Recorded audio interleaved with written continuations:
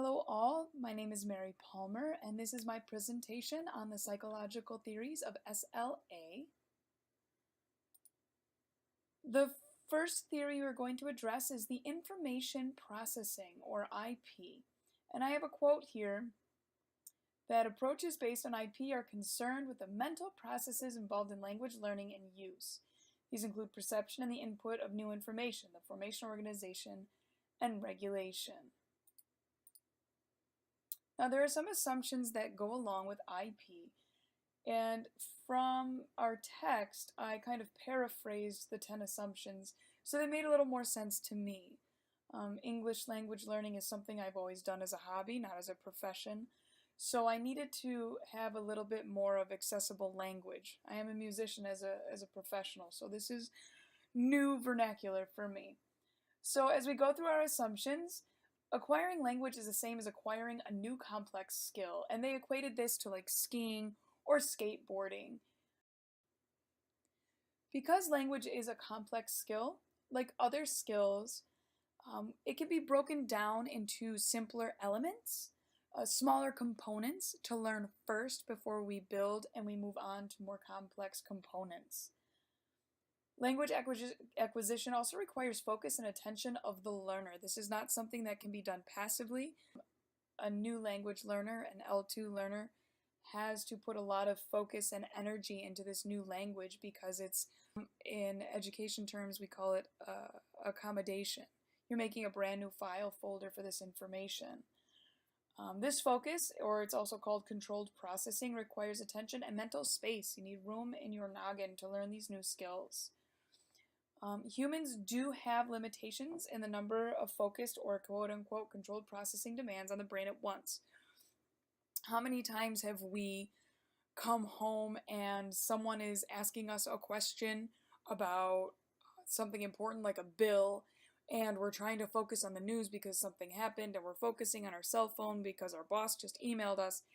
All of these things require attention, and there's only so much that we can take. The same thing is with language. There's only so many processes we can do at once. That's why we start with basic processes before we move on to something more complex. And that moves on to our next assumption, where learners have to transition from controlled processing, where there's all that focus, onto automatic processing, where easy responses or simple answers to questions or asking simple questions becomes as natural as your, almost as natural at the very least, as your L1.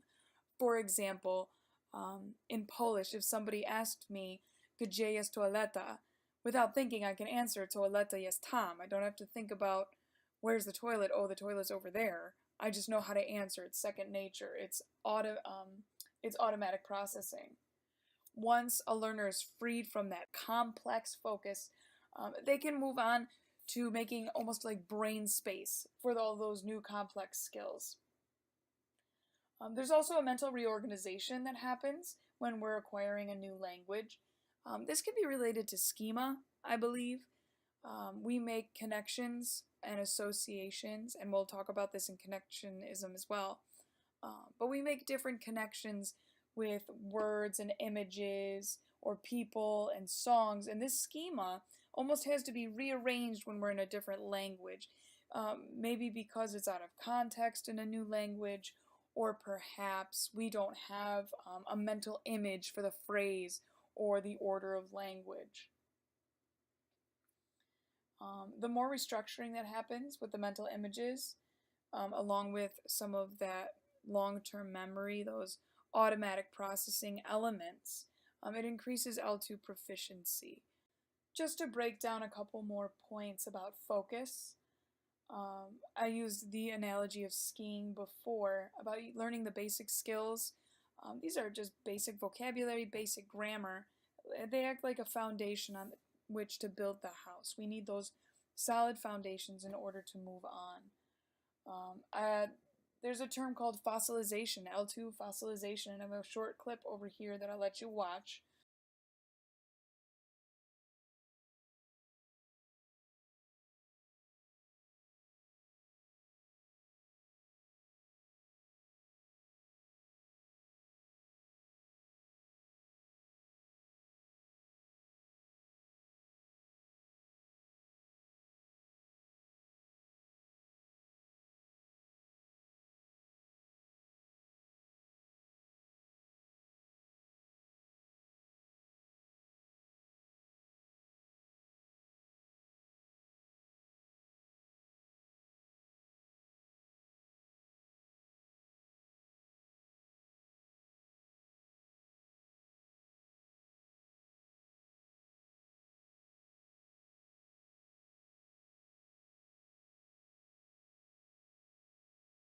But an example from my own life, I work with a lot of Polish priests, and there was a priest visiting from Poland, and I said, Cześć, jak się masz?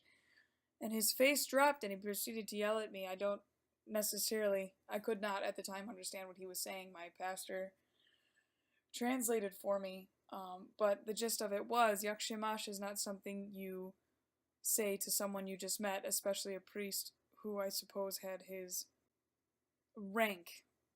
I had always used jak się masz, which is, how's it going, how you doing?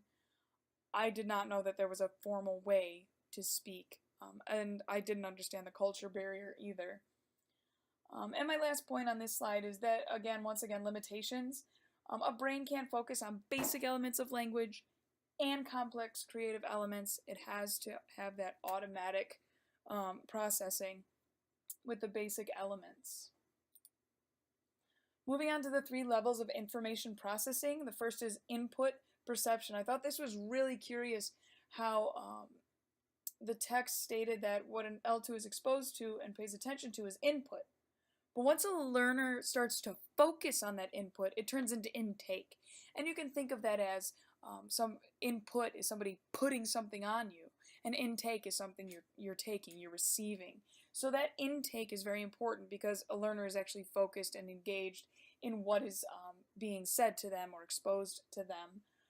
The awareness of an L2 learner to their input is a result of the amount of exposure or the engagement in the classroom activity, or maybe they have a natural aptitude for language.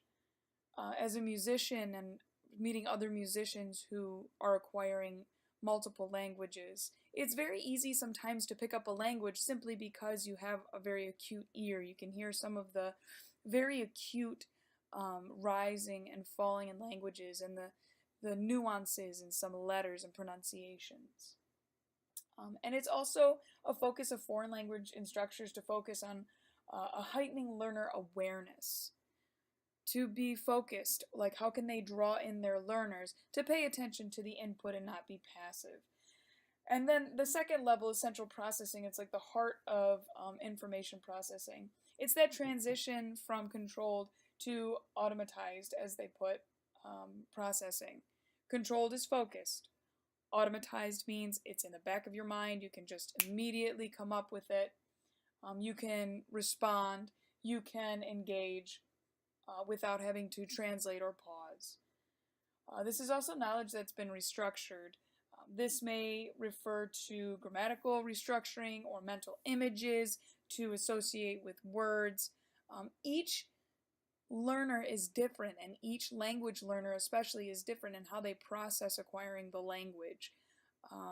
Everybody has different life experiences, different backgrounds, different gifts, and that definitely lends to how one structures a second language and the schema that happens therein. On the qualitative changes, I really enjoyed this analogy how in information processing, it's not a continuum where you're gradually learning more and more and more, and it just gets beefier and richer with content, but this is information that reorganizes and restructures in order to make a solid foundation for the next stage. So it's a plane, it's a straight line that's reorganizing the elements in order to build a strong foundation. And there was a great example in our text how an L2 learner will first use the word feet because it probably sounds right or they've seen it. It's an unanalyzed word, they just use it.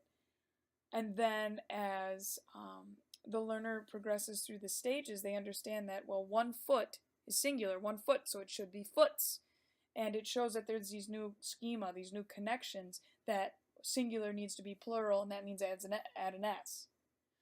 But then, and this is the U-shape method, by the way, and the L2 at the end of this U-shape comes back to the word feet, understanding that feet is the plural of foot. It's just an exception, so it shows that higher abstract understanding of the language. And then we move on to the third level, which is output. So what our language learner speaks, what they create. And I took this right out of the text.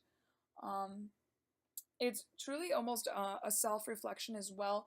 that last point I think is very important as educators, but also understanding the research that um, it's very important that language learners have the opportunity to collaboratively solve the problem. If you just tell them that it's wrong, they're not going to create that new schema. There's not going to be an understanding and a new connection made and a comprehension of why it was incorrect.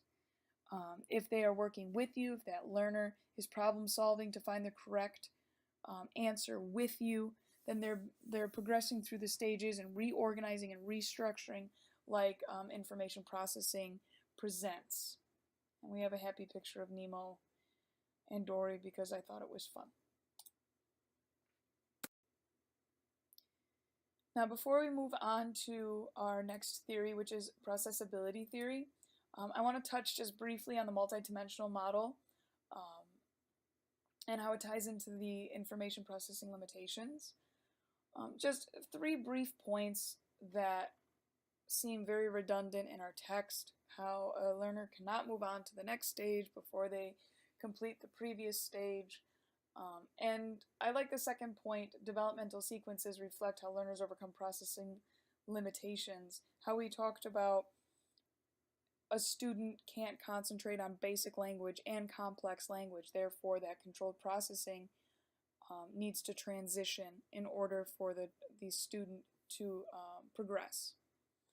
And then a tie into IP limitations, you can't move on to more complex language until basic stages are completed. So moving on to processability theory, it's the reorganization of the multidimensional model. The goal is to explain and understand the developmental stages of language learning. I found this part a little dry. It seems, again, very familiar how our learners start with basic words and gradually add grammar and gender. Within these 5 steps, students will progress a little faster and regress perhaps on their way to the next stage. But within those stages, again, each ELL learner or second language learner is going to go at their own pace and make their own connections. And the third theory, connectionism, it's an emphasis on the association between stimuli and response. And the quote at the bottom, the strength of the associations change with the frequency of input and nature of feedback. So our text discusses PDP, which is parallel distributed processing. There are nodes in the brain that receive the information and create pathways and a network within the brain. As L2 learners are exposed to the language, they begin to find different patterns in the language, just naturally because humans recognize patterns. It's part of our makeup, it's part of our psychology. One instance I have is I began to hear CZY, which is ch, at the beginning of requests when my Polish friends were talking to each other or asking a question on my behalf. I would hear them constantly begin with ch. For example, ch ma kawa. Can she have coffee? Ch idzimy. Can we go? Hearing these patterns helped me understand that ch helps a Polish speaker understand I am asking a question. We use a lot of inflection and words like where, why, what, who, how, and the Polish language does not necessarily have those kind of words. Connectionism is very heavily centered around frequency or the amount of language and input that a learner is receiving. I know that when I play Polish Mass, I've been doing it for about 7 months now, I am being constantly exposed to Polish hymns, Polish language, recognizing Polish words simply by osmosis, by being there, by being immersed in it and hearing it constantly. Therefore, I no longer have to focus on the words and the pronunciation and the chords and the organ and the music and my voice. I now can hear and recognize the words and some of the chord progressions. So I can now have that automatic processing with some of those foundations of recognizing words and knowing chord progressions so I can work more on style and presentation of my music. So I know that the frequency of Polish language and my exposure to it definitely aided into refining my performance and making the language easier to pronounce and to recognize. And this reinforces the idea that associations, those connections between nodes in the brain, are strengthened through frequency, more patterns, more exposure, more restructuring in order to make sense of the language through the lens of the learner. Connectionism versus information processing. In the first point that I lifted from the text, I highlight a few words that I think are very important, especially the last line in that first point. Attention is a mechanism that is distributed throughout the processing system in local patterns. Again, this goes back to schema, local patterns, connections that make sense to the learner. It's not in a fixed serial order. It's not a pipeline. A lot of connections are activated at the same time. Like I gave the example of Polish language, Polish music, playing the music, stylistic music.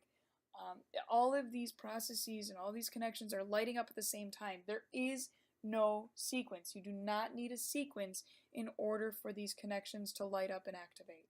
From a connectionist point of view, the L1 transfer to L2 happens because of the association network that was created in the brain for a speaker's L1. And sometimes that interrupts the connections for an L2. My example is definitely, I started studying French in middle school and my mother was fluent in French and it was very familiar to me and I picked it up very, very quickly and all of the rules and the accent. And now as an adult, over the past 3 or 4 years, I've been immersing myself in the Polish language, trying to speak, trying to read, trying to converse. And one of my friends, Father Marcin, always laughs when I speak Polish because I have a French accent. So the network of the proper accent from French to Polish has definitely gotten in the way. It's humorous and very curious. To end, my question has to do with Faith's last news alert, where she talked about her co-teaching experiences and students who are receiving curriculum in English, and English is an L2. It's not their primary language. Aside from that being fantastically curious, I am very concerned for the fairness in their academic formation. And my question is, how can we facilitate academic success for those students like Faith has, who are receiving curriculum not in their primary language? And would they excel if the academic materials were given to them and they were tested in their primary language? How can we help them succeed through the lens of information processing and connectionism? Is there an approach that could maybe take elements of both theories or prove elements of both theories? Because these are children who are on the higher end of their development, a lot of their schema is already made. How can we help those connections redirect or reconstruct? And finally, being the musician that I am, of course, the strategy I chose was jazz, chant, and music, and the theory is connectionism.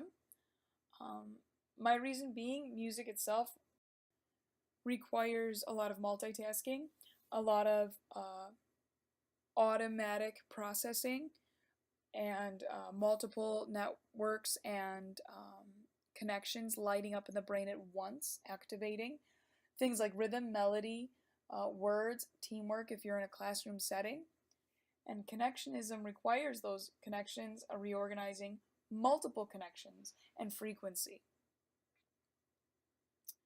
When you combine these two ideas, usually this method repeats words in rhythm in a continuous cycle, therefore increasing the frequency of those words and phrases. So you have that frequency piece that connectionism calls for over and over and over again. And in here I put a little YouTube video. Item 4. Who, what, when, where, why? Who, what, when, where, why? Why? Who, what, when, where, why? Why? Who did it? What did he do? Where did he do it? Why? Who did it? What did he do? Where did he do it? Why? Who did it? What did he do? Who did it? What did he do? Who did it? What did he do? Where did he do it? Why? Who, what, when, where, why? Why? Who, what, when, where, why? Why? Who did it? What did he do? Where did he do it? Why? Who did it? What did he do? Where did he do it? Why? Who did it? What did he do? Who did it? What did he do? Who did it? What did he do? Where did he do it? Why? And then there are also the multiple brain or network connections associated with the connection and awareness of others, all the music elements combined with your new language elements. There is no need for any kind of sequence in order for jazz chant and music to occur through the theory of connectionism. And my reference was our text, Introducing Second Language Acquisition. Thank you for your kind attention.